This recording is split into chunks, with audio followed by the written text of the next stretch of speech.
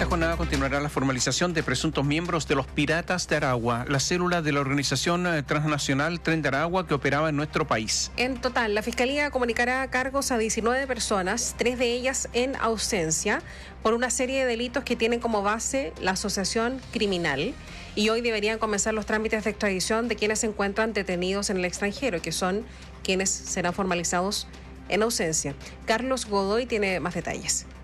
Extremas medidas de seguridad y un inédito operativo del GOPE y Gendarmería, tanto en el exterior como en el interior del Centro de Justicia. Así comenzó la jornada de formalización de los Piratas de Aragua, entre canes antiexplosivos, vallas papales y equipos especializados de gendarmes que coparon las instalaciones para descartar cualquier imprevisto ante la realización de una audiencia especial por el nivel de peligrosidad de los imputados. Fue tanto así que el juez o jueza determinó que la misma se desarrollara en completa reserva y con prohibición total de informar cualquier detalle del caso, incluido el nombre del o la magistrada. La mayoría de los presuntos integrantes de la célula del Tren de Aragua que operaba en territorio nacional comparecieron vía telemática desde la cárcel de Santiago 1. 14 de ellos se encuentran en prisión preventiva por una serie de delitos anexos a la indagatoria, como secuestros, sicariato, extorsión, homicidios e inhumación ilegal, entre los cuales se encuentra el emblemático caso del exteniente venezolano Ronald Ojeda. La radio pudo acceder al nombre de los 16 imputados: Julio César Iglesias Pereira, Anthony Yuhandri Barbosa Bracho, Wimer Jesús Rivas Olivares, Brian Jesús Piña Olivares, Carlos Alfredo Sepúlveda Morales, Alexander Rafael Chourio Leal, Renzo Abraham Sánchez Hernández, Josué David Ramírez Oliveros, Wilbert de Jesús Olivares Peña, Jorjan Guillermo Peroso Arraga, Osman Enrique Romero Prince, José Marino García Orjuela, Nixon José Quintero Chourio, Johandri Alberto Valladares Rivas, Julián Andrés Iglesias Hoyos y Yolvi Miguel González Arcaya. A ellos se suman otros 3 imputados más que están detenidos en el extranjero, los cuales serán formalizados en ausencia, y hoy comenzarán los trámites para iniciar la extradición, tal como lo informó Juan Carlos Manríquez, abogado de la familia Ojeda. La audiencia va a continuar mañana, donde vamos a escuchar la formalización de otros imputados. Hay que recordar que aquí hay agrupados distintos hechos bajo el marco del crimen organizado, uno de los cuales es el caso de Ronald Ojeda, emblemático en esta cuestión, y vamos a avanzar mañana mismo con las peticiones de extradición. El fiscal nacional Ángel Valencia indicó que se formalizará investigación por una decena de delitos, sin embargo declinó referirse a ellos. En la audiencia de formalización, que tiene que ver con el caso de Ronald Ojeda, pero muchos otros casos también, se va a formalizar investigación por decenas de delitos. Muy probablemente las defensas pidan que se fije un plazo judicial de investigación y entonces ante el tribunal se discutirá cuál va a ser ese plazo. Quienes ya se encuentran privados de libertad serán formalizados en audiencia programada el próximo martes 4 de febrero, sumando en total 19 los imputados por la asociación criminal Los Piratas de Aragua. Ayer, tras una serie de incidentes planteados por la defensa, la imputación de cargos quedó pendiente para hoy.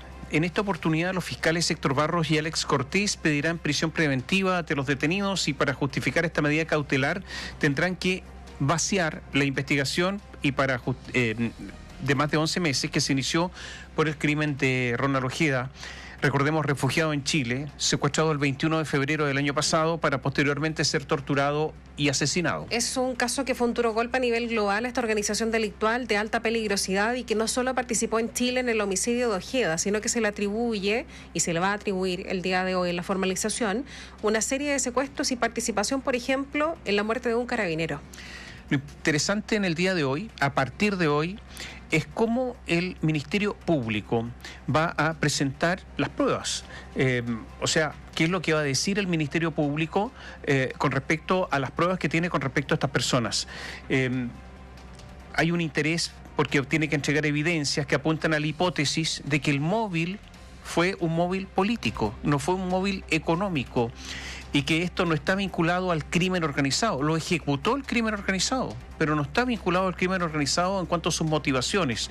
Y por lo tanto, habrá que ver cuál es la función del Tren de Aragua en su relación política con el régimen de Venezuela. Bueno, están todas las declaraciones políticas que vamos a revisar en los próximos minutos, pero la convicción de los fiscales de que este es un hecho con motivaciones políticas y no delincuencia común fue el que nunca se pidiera rescate después del plagio del exmilitar, como suele ocurrir en los secuestros que llevan la autoría del Tren de Aragua. Hay declaraciones de 7 testigos cuyas identidades están bajo reserva estricta por temor a que puedan sufrir represalias. Ellos entregaron detalles cronológicos y georreferenciales del crimen de Ojeda. Son quienes escucharon o se enteraron por terceros que quien estaba tras la orden de ejecutar este asesinato era ni más ni menos que el número 2 del régimen de Nicolás Maduro, el ministro del Interior de Venezuela, Diosdado Cabello. En el expediente del caso Ojeda se pueden leer miles de fojas en que se respaldan las diligencias realizadas por la PDI y Carabineros, en que se reconstituye qué pasó, quiénes participaron y cómo fue el secuestro del disidente del ejército de la nación caribeña. Y es ahí donde los protagonistas pasan a ser los 7 testigos protegidos, señalados de 1 al 7, ¿no? Quienes sin conocerse entre sí, de diferente forma y en distintas etapas de la investigación, relataron al equipo investigador una serie de hechos que permiten dilucidar qué fue lo que pasó. Es ahí donde entregan las pistas acerca de la participación del régimen venezolano, ya sea porque oyeron a terceros o leyeron chats de comunicaciones en donde se organizaba el crimen.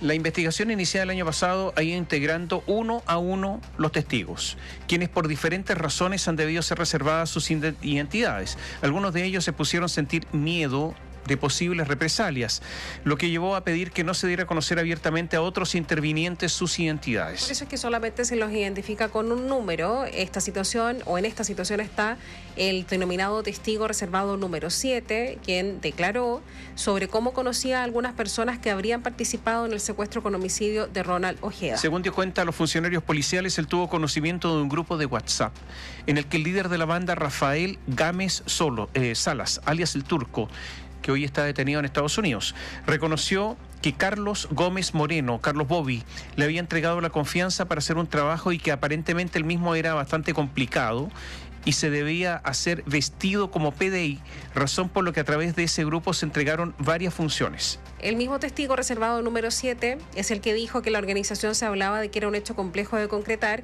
y que incluso el Turco, alias el Turco, decía que iba a ser a ciegas. En su relato, esta persona a la que la Fiscalía le da alta credibilidad afirma que tiempo después sujetos que habrían participado en el crimen y otros integrantes de la banda se reunieron en la toma Santa Marta, momento en el que recibieron una videollamada del líder de la banda, quien los retó, ya que habían hecho las cosas mal, motivo por el que todos los que habían participado en el secuestro del militar debían salir de Chile por instrucción del Bobby. No solo eso, también es uno de los testigos que ligó el caso con Venezuela, porque él agregó que la instrucción del crimen de Ojeda la dio el Niño Guerrero, alias el Niño Guerrero, que corresponde a Héctor Guerrero y que es el líder del Tren de Aragua a nivel mundial. Una orden que explicó bajó a través del Bobby, llegando al Turco. Sin embargo, el dinero por haber realizado eso no se les pagó a los muchachos.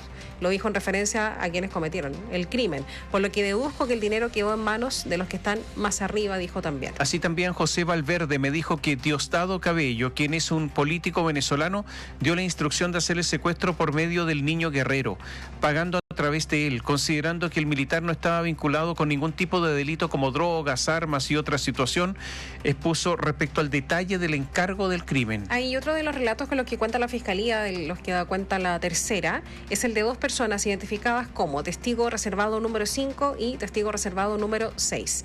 Si bien a diferencia de otros, estos testigos no dan cuenta del crimen mismo ni de su preparación, de su declaración sí se desprende cómo una persona actuó previa y posteriormente al secuestro y al crimen de Ronald Ojeda. El testigo número 5 declaró que había recibido la llamada de un cercano que vivía en otro país, quien me dijo que había visto las noticias chilenas, las cuales hablaban sobre un secuestro que afectó a un ex militar venezolano y en las que mostraban un automóvil utilizado para este delito.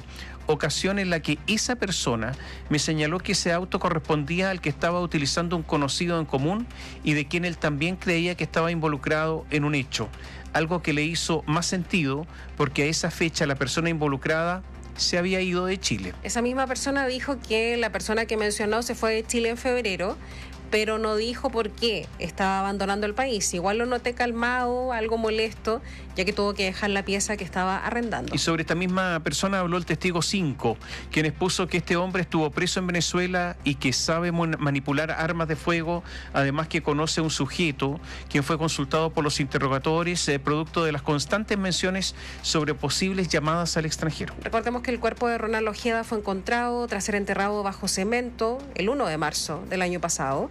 para llegar a ese lugar, junto con encargar muchas diligencias. La Fiscalía y la Policía de Investigaciones también contaron con testimonios claros. Y uno de estos es el testigo reservado 4, persona que expuso el nombre de las personas que tenían el control delictual de la toma. Esto es interesante, control delictual de la toma totalmente controlada por delincuentes, y a las que un amigo escuchó hablar del crimen, algo a lo que también agregó información el testigo reservado número 2, informando una serie de sobrenombres de los presuntos involucrados. Escuchó que esta, se refiere a una mujer, decía que tenían a un militar secuestrado y que lo estaban torturando y que lo iban a sacar al día siguiente como a las 3 de la mañana, dijo esa persona, agregando a la investigación además antecedentes sobre la zona y la casa en el que se cree que pudo quedar enterrado Ojeda. Ubicación de la que también afirmó el testigo número 1, quien declaró que se percató que en la toma se comenzó a construir una choza de color café, la cual constaba de materiales como los pallets y madera.